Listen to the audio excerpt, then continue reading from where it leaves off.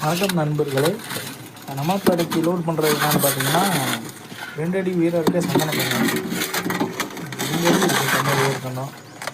நல்லா ஸ்டெம்ப்பு, திடமான ஸ்டெம்ப்பு இருக்க கண்ணை நம்மகிட்ட மட்டும் தான் கிடைக்கும். பாருங்கள் எவ்வளோ தெளிவாக இருக்குது கண்ணு.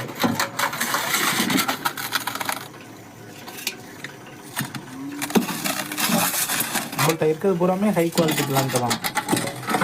அவங்க ஏதாவது ஒரு பிளான் மாதிரி வாடி இருக்கான்னு பாருங்கள். எல்லாமே நல்லா ஹெல்த்தியான பிளாட்டாக நம்மள்கிட்ட ஸ்டாக் இருக்குது.